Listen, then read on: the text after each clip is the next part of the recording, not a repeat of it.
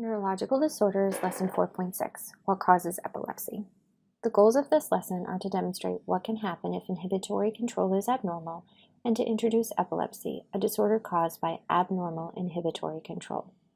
At the end of this lesson, students should be able to compare and contrast partial and generalized seizures, including their neural causes and EEG traces, and examine an EEG and determine if a patient is experiencing a partial or generalized seizure. We'll achieve these goals through Socratic discussion, as well as analyzing patient EEGs. To prepare for this lesson, you'll need to review the key scientific concepts presented in it. They include regulatory mechanisms used to maintain homeostasis, including feedback inhibition and feed-forward inhibition, the types of seizures, partial seizures, both simple and complex, generalized seizures, both non-convulsive and convulsive, neural causes and EEG traces of seizures, classifications of seizure symptoms, positive symptoms and negative symptoms, and treatments for seizure disorders. You can review the scientific content in the background reading provided to you in the teacher primer, the teacher manual, and the student workbook. The teacher primer provides in-depth knowledge about the scientific content presented in the lesson. The teacher manual or lesson plan provides a minute-by-minute explanation of lesson structure, including instructions on how to manage the discussion and activity, and the student workbook provides additional explanation for your students.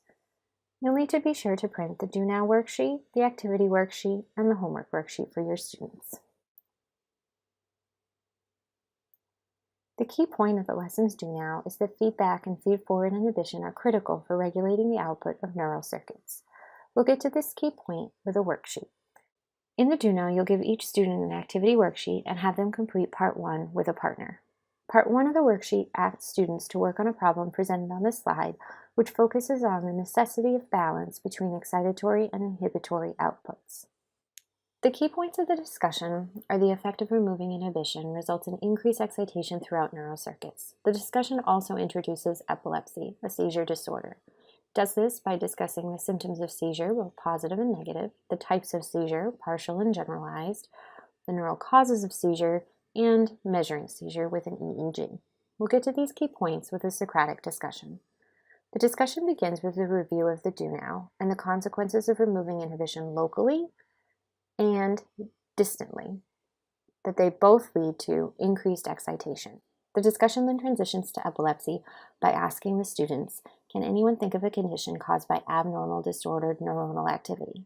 Since the title of the lesson is What Causes Epilepsy, it doesn't take students long to pinpoint epilepsy as a potential answer to this question, although it's not the only correct answer here. You'll use slide 6 to introduce epilepsy to your students. From there, you'll discuss how the symptoms of seizure are classified as either positive symptoms, acquiring an abnormal behavior, or negative symptoms, losing a normal behavior, as well as how the symptoms any specific patient experiences links directly to the brain area affected by seizure.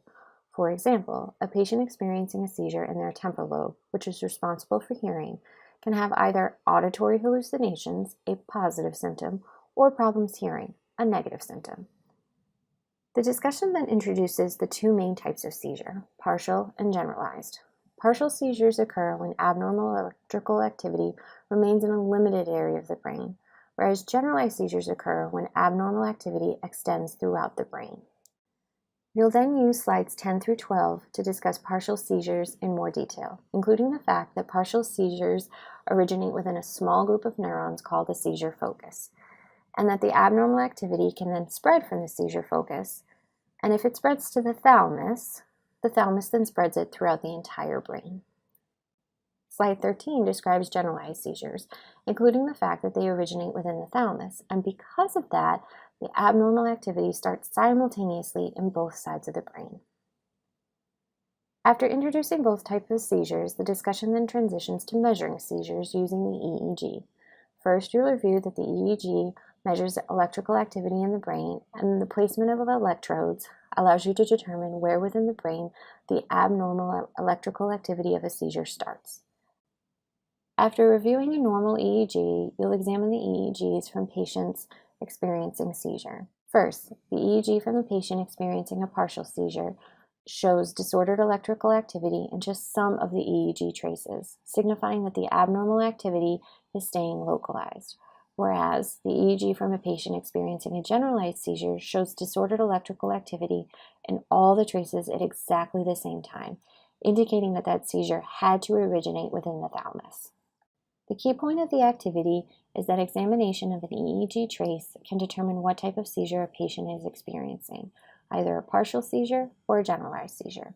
And we'll get to these key points by analyzing EEG traces.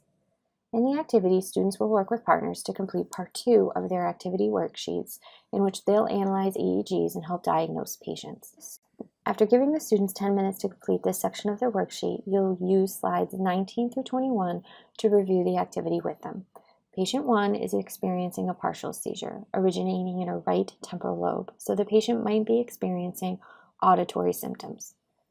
Patient 2 is also experiencing a partial seizure, although this patient's seizure is on the left side in both the temporal and parietal lobes, so this patient might be experiencing both auditory and sensory symptoms.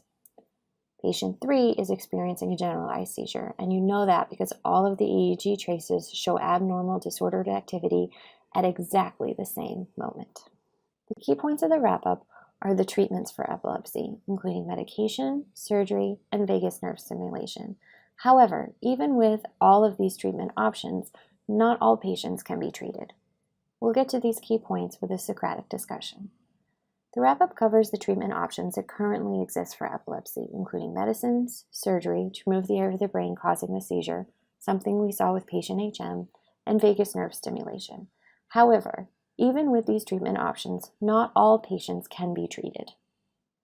The key points of the homework are again the various treatments for epilepsy, including medication, surgery, and vagus nerve stimulation. However, again, even though we have all of these treatment options, not all patients can be treated. We'll get to these key points by reading an article from Scientific American. For homework, students will read Controlling Epilepsy, an article from Scientific American which tells one woman's story of what she went through to treat her epilepsy. Additionally, now might be a good time to have a quiz on the material covered so far to assess your students' understanding. You can find sample quiz questions and their answers posted online, which you can adapt for your classroom. Students tend to really enjoy this lesson, perhaps because they're analyzing real patient data, and they tend to ask a lot of questions about epilepsy. You can find more in the teacher primer, teacher manual, and student workbook. One of the most common questions teachers get is, why do some people outgrow seizures? A great question.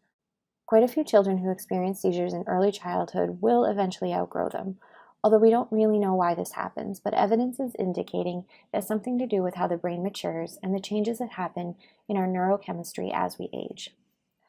Another question teachers get is, how do seizure dogs know that someone is about to have a seizure?